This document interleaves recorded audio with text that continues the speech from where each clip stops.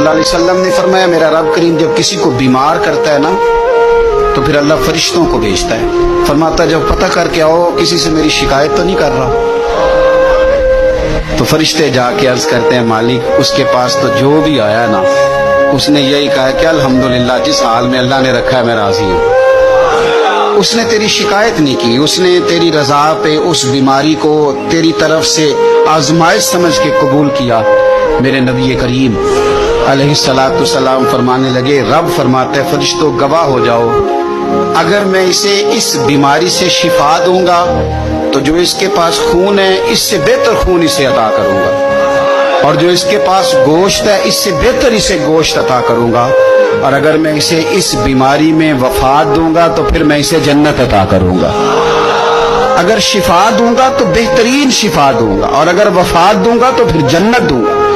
جب آپ حوصلے کے